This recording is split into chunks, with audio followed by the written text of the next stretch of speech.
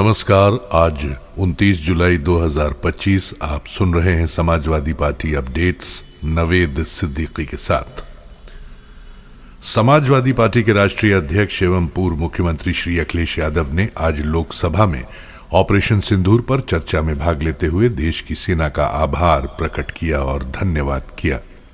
श्री अखिलेश यादव ने कहा कि दुनिया की साहसी फौजों में जब गिनती होती है तो उसमें भारतीय सेना सबसे आगे दिखाई देती है।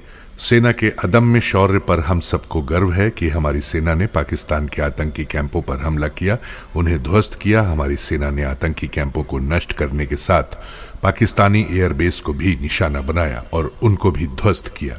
जब हमारी फौज पाकिस्तान को हमेशा के लिए पाठ पढ़ा सकती थी और वो फिर कभी हिम्मत नहीं जुटा पाता, ऐसे समय में सरकार पीछे क्यों हट गई? क्या कारण था कि सरकार को सीज फायर का ऐलान करना पड़ा? आखिरकार किस दबाव में सरकार को सीज फायर स्वीकार करना पड़ा? श्री अखिलेश यादव ने कहा कि हमें उम्मीद थी कि सरकार खुद सीज फायर करेगी, लेकिन इनकी मित्रता बहुत लोगों से है। इन्होंने अपने मित्र से कह दिया कि वही सीज फायर का ऐलान कर दें। श्री यादव ने कहा कि आजादी के इतने सालों के बाद आज जिस विषय पर चर्चा करनी पड़ रही है, ये होना ही नहीं चाहिए था, लेकिन दुर्भाग्य है कि इतने साल बाद भी ये मुद्दे बने हुए हैं। ये बात पक्ष विपक्ष की नहीं है, ये देश की सुरक्षा और जनता की रक्षा की है।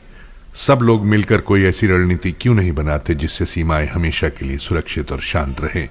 श्री अखिलेश यादव ने कहा कि पहलगाम की घटना ने साबित कर दिया है कि लापरवाही देशवासियों की जान ले सकती है। पहलगाम हमले के समय वहां मौजूद पर्यटक पूछ रहे थे कि खतरों के बीच उनकी रक्षा करने वाला कोई क्यों नहीं था। सरकार तो दावा करती थी कि धारा 370 खत्म होने के बाद कोई आतंकी घटना नहीं होगी, वहां पर्यटन बढ़ेगा। पर्यटक सरकार के भरोसे और आश्वासन पर गए थे। पहलगाम में सुरक्षा चूक हुई। इस चूक की जिम्मेदारी किसकी है? जिम्मेदारी कौन लेगा? यह घटना इंटेलिजेंस फेलियर थी। सरकार को बताना चाहिए कि भविष्य में ऐसी घटना ना हो, उसके लिए वो क्या कदम उठा रही है, क्योंकि पहलगाम से पहले पुलवामा की घटना हुई थी, तब भी इंटेलिजेंस फेलियर की बात सामने आई थी।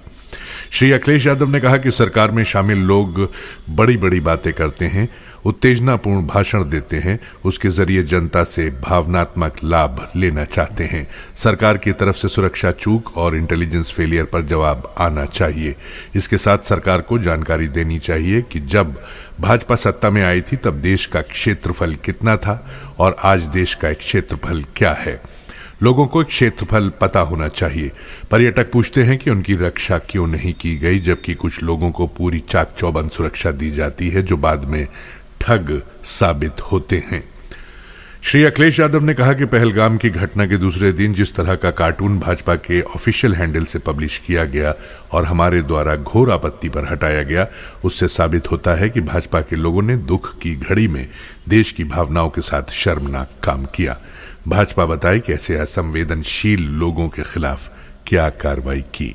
श्री अखिलेश यादव ने कहा कि पहलगाम में हुए आतंकी हमले पर जम्मू कश्मीर के उपराज्यपाल ने कहा कि ये इंटेलिजेंस फेलियर है, लेकिन ये नहीं बताया कि फेलियर क्यों हुआ है। सरकार इस पर जवाब दे। श्री यादव ने कहा कि ऑपरेशन सिंदूर के नाम पर किया गया प्रचार निंदनीय है। ऑपरेशन सिंदूर होना सरकार की विफलता का प्रतीक है। श्री अखिलेश यादव ने कहा कि भाजपा सरकार की विदेश नीति पूरी तरह फेल है। ऑपरेशन सिंदूर और पहलगाम की घटना पर दुनिया के किसी देश ने साथ नहीं दिया। ये विदेश नीति का संकट काल है। पड़ोसी देश अतिक्रमण कर रहे हैं, हमारे देश के साथ नहीं खड़े हुए। उन्होंने कहा समाजवादियों ने हमेशा सरकार को सीमा को लेकर चेताया है। सरकार को इस पर साहस और समझदारी से काम लेना होगा। सरकार को इस पर समझौता नहीं करना चाहिए। भाजपा सरकार में सरहदों के साथ देश के व्यापार में भी चुनौती मिल रही है। सरकार को आगे बढ़कर समाधान करना चाहिए। श्री अखिलेश यादव ने कहा कि देश में जितना खतरा आतंकवाद से है उतना ही खतरा चीन से है, लेकिन सरकार के फैसले और नीतियां ऐसी हैं कि जो सीमाओं पर अतिक्रमण कर रहा है उसी के साथ व्यापार में मदद करते हैं। सरकार को अपनी आर्थिक नीतियों पर गंभीरता से विचार करना होगा। देश का व्यापार और कारोबार मजबूत होगा तो कोई चुनौती नहीं दे पाएगा। बात केवल $1 ट्रिलियन की नहीं बल्कि सुरक्षा और आत्मनिर्भरता की होनी चाहिए। एक तरफ स्वदेशी की भी बात होती है, वहीं अब मैन्युफैक्चरिंग टेंडर कंट्री बनाकर छोड़ दिया है। यही देश की बेरोजगारी की वजह भी है। टेंडर की मुनाफाखोरी और चंदाखोरी की वजह से महंगाई बढ़ रही है। ये सरकार आर्थिक मामलों में पूरी तरह फेल हो गई है। भ्रष्टाचार के कारण हर जगह सड़कें पुल ध्वस्त हो रहे हैं, पानी की टंकियां भी लगातार गिर रही हैं। श्री अखिलेश यादव ने कहा कि इस सरकार को अपनी राजनीतिक, आर्थिक और सामाजिक नीतियों के लिए SIR कराना चाहिए। सरकार से हर बार चूक हुई कहकर अब नहीं बच सकती है सरकार।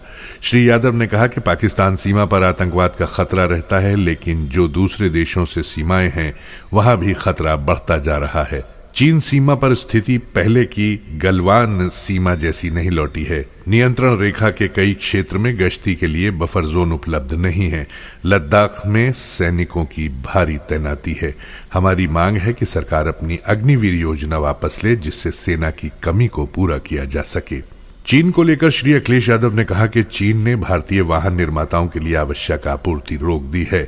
बुलेट ट्रेन के लिए सुरंग खोदने वाली मशीन, DAP के लिए आवश्यक खनिज की सप्लाई रोक दी है। चीन पाकिस्तान के पीछे खड़ा रहता है, उससे सावधान रहना होगा। चीन यहाँ की जमीन के साथ बाजार भी छीन रहा है। सरकार को आतंकवाद और पाकिस्तान पर लगाम लगाने के लिए 10-15 साल की योजना बनानी चाहिए। चीन से व्यापार कम करना होगा। अगर चीन से इसी तरह से व्यापार होता रहेगा तो हमारा देश कभी आत्मनिर्भर नहीं बन पाएगा। ऐसा लगता है कि चीन से व्यापार कुछ व्यापारियों को लाभ दिलाने के लिए किया जा रहा है। श्री अखिलेश यादव ने कहा कि सभी लोग आतंकवाद के खात्मे और आतंकवादियों के मरने के लिए सरकार के साथ खड़े हैं। देश के सभी राजनीतिक दलों ने आतंकवाद और आतंकवादियों के खिलाफ सरकार का पूरी तरह से समर्थन किया, लेकिन पहलगाम के आतंकवादियों का एनकाउंटर कल ही क्यों हुआ? पुलवामा की घटना में जिस गाड़ी में RDX आया वो गाड़ी आज तक क्यों नहीं पकड़ी गई? सरकार आज भी चाहे तो सैटेलाइट इमेज से पता कर सकती है कि गाड़ी किस रास्ते से आई थी। सरकार हिम्मत क्यों नहीं जुटा पा रही है? श्री अखिलेश यादव ने कहा कि पहलगाम की घटना में किसी दल ने भाजपा के साथ राजनीति नहीं की, लेकिन भाजपा और सरकार ने कांग्रेस और समाजवादी पार्टी समेत अन्य दलों के साथ राजनीति करने की कोशिश की। अगर सांसदों का डेलीगेशन विदेश भेजना था तो राजनीतिक दल तय करते, सरकार नहीं तय कर सकती थी। आखिरकार ये राजनीति कौन कर रहा है? राजनीति करने वाले कह रहे थे कि 6 महीने में POK ले लेंगे, अक्साई चीन ले लेंगे। इसलिए हमने सवाल पूछा कि जब भाजपा सत्ता में आई तब भारत का एक क्षेत्रफल क्या था और आज क्षेत्रफल क्या है? क्या पेंगुइन झील, गलवान घाटी और रेंज आगला का जवाब सरकार के पास है? श्री अखिलेश यादव ने कहा कि हम लोग युद्ध नहीं चाहते, सीमा पर शांति रहे, लेकिन हमारी सीमाओं पर अतिक्रमण नहीं होना चाहिए।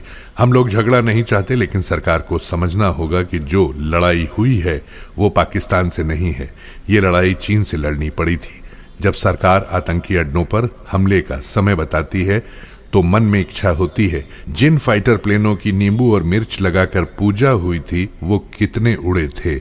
हमें एयरफोर्स पर गर्व है, जितना बेहतरीन पायलट आज हमारे पास है इतना किसी के पास नहीं है।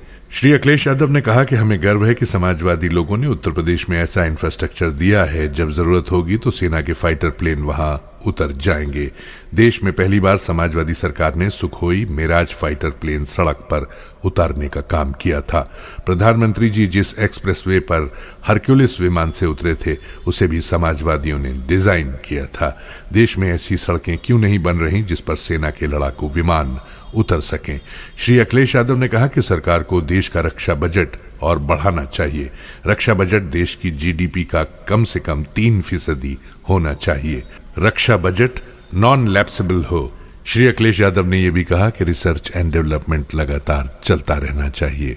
इसी के साथ समाजवादी पार्टी अपडेट्स यहीं समाप्त होते हैं। कल फिर मुलाकात होगी आपसे नए अपडेट्स के साथ। तब तक कबूल कीजिए नवेद सिद्दीकी का नमस्कार।